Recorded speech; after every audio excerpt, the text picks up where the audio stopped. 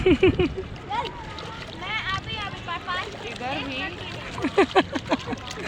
चलता हूँ, मम्मी के पास बैठता हूँ। मम्मी इनसे बहुत ज़्यादा डरता हूँ।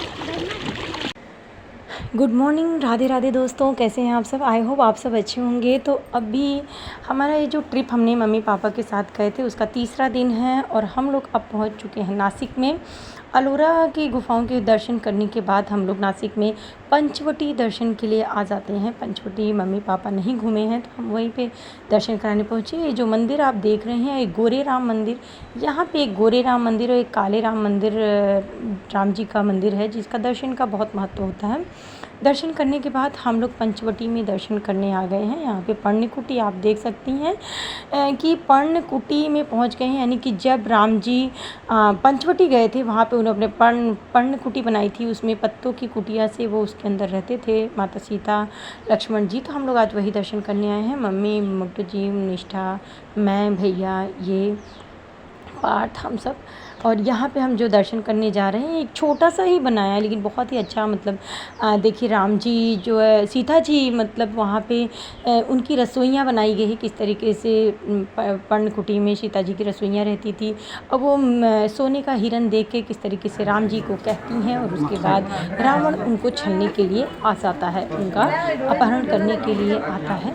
तो ये सारे सीन वहाँ पे दर्शाए गए हैं। वहाँ पे दर्शन करने के बाद फिर हम वहाँ से बाहर निकलते हैं और फिर उसके बाद जो 5 वट वृक्ष यानी 5 बरगद के वृक्ष के नीचे उनकी अन्नकूटी बनाई गई थी ना, उसका भी बहुत अच्छा यहाँ पे दिखाया गया है।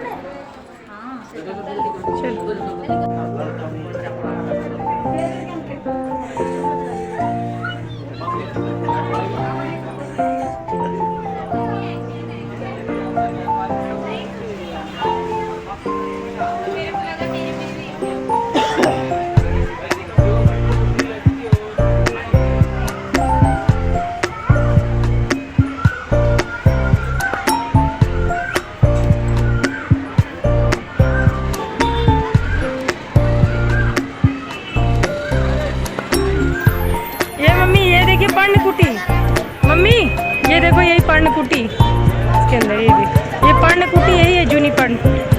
बरगद पेड़ थे ना 5। हाँ हाँ चलो पीछे ना।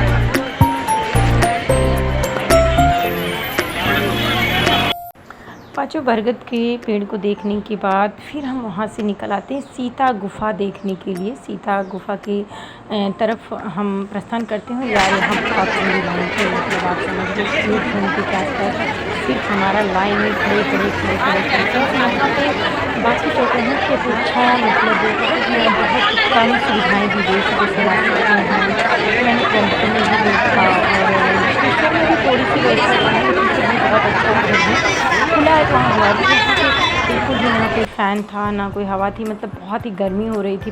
कोई तो वॉमिटिंग वगैरह भी हो जा रही थी, बहुत ज़्यादा वहाँ पे प्रॉब्लम थी लाइन में खड़े रहना और भीड़ ओवरलोड थी।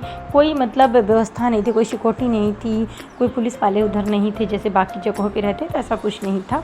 ये देखिए, ये गुफ़ा के अंदर नगाड़ा रखा हुआ था और ये मेन गुफ़ा के अंदर के भगवान जी है तीनों, राम, लक्ष्मण और सीता जी। और ये गुफ़ा देखिए बहुत छोटी सी होती है जिसमें से आदमी को बैठ करके ही आना होता है। तो फ्रेंड्स, वहाँ से आने के बाद हम लोग 2 दिन रेस्ट करते हैं, 2-3 दिन, मतलब सैटरडे को हम वहाँ से रिटर्न आ जाते हैं। रात को 7-8 बज गया था, हम वहाँ से आए। फिर उसके बाद संडे मंडे हम लोग रेस्ट किए। फिर ट्यूसडे को फिर हम निकल गए थे बच्चों, ट्यूशन के बच्चों की ट्रिप लेकर के। अभी वो मैंने वीडियो अपलोड नहीं किया, वो भी मैं डालूँगी। और उसके बाद फिर थर्सडे आता है और मेरी औसानी माता की पूजा मैंने मन्नत रखी थी, बहुत दिन से वो मन्नत थी, नहीं हो पा रहा था। तो ये हुआ मम्मी आएंगी तो वो पूजा हम साथ में करवाएंगे। मम्मी बड़ी हैं, उनकी देखरेख में ये पूजा होगा, तो हमने, मम्मी आई तो फिर ये पूजा आज मैंने रखी है। देखिए सुबह से ही लग के मैंने खाना पीना बना लिया था। आज मैंने ट्यूशन की छुट्टी में उठते ही मैं और छोटी सास 1 दिन पहले ही आ गई थी, तभी हम लोग उधर दर्शन करने और ट्रिप गए थे। तो उसके बाद फिर हम दोनों ने मिलके फटाफट खाना वगैरह आधा से ज़्यादा हमारा निपट गया था और फिर 9 या 9:30 बजे से ये पूजा स्टार्ट करनी होती जल्दी, क्योंकि सब लोग सुबह से ही बिना कुछ खाए पिए रहते हैं। तो चाय पानी कुछ नहीं पीना होता, पूजा के बाद ही कुछ पीना खाना होता है।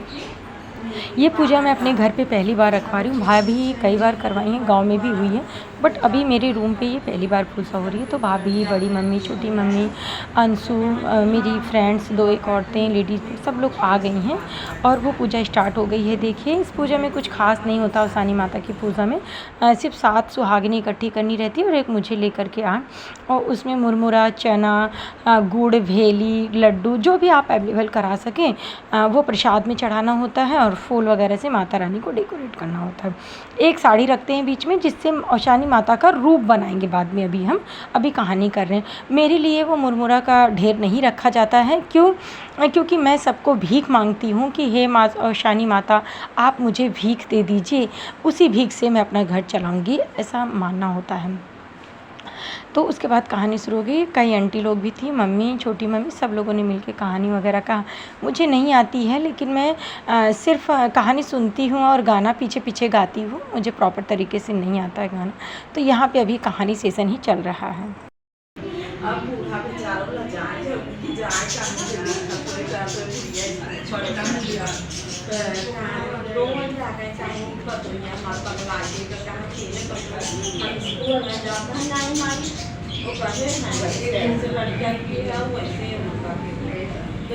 पूरा रास्ता में जा कहा कि स्कूल में जाए तो सब लड़के चिढ़ावा गए हो, बुढ़िया पढ़ी आए, बुढ़िया पढ़ के आए।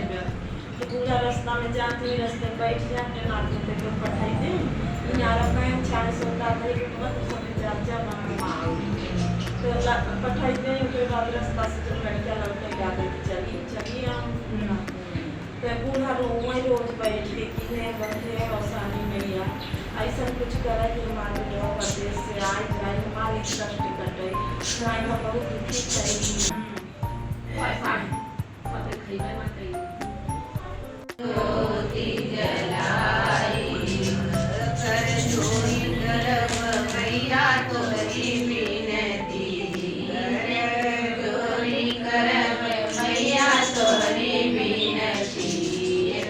निकाल दी हो, तोड़ देंगे सब।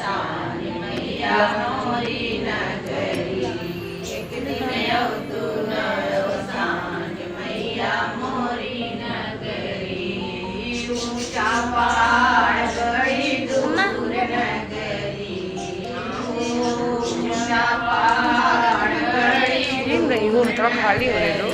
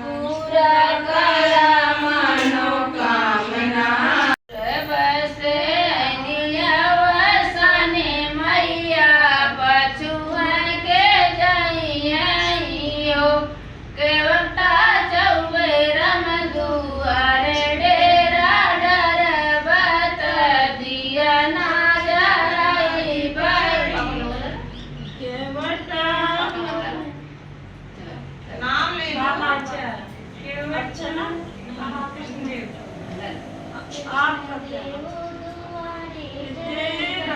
डल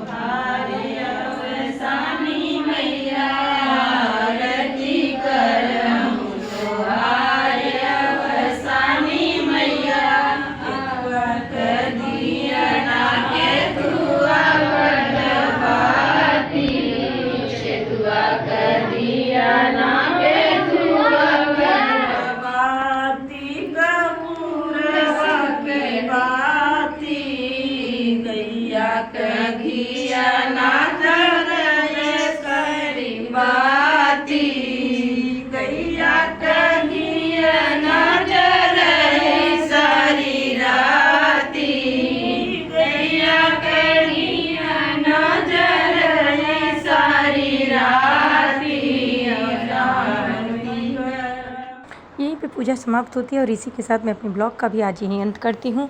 प्लीज़ गाइस, आप लोग सब्सक्राइब नहीं करते, बेल नहीं करते हैं, तो प्लीज़ चैनल को सब्सक्राइब, लाइक और शेयर ज़रूर करिएगा, उससे हमें बहुत सपोर्ट मिलता है। मिलते हैं नेक्स्ट वीडियो में, तब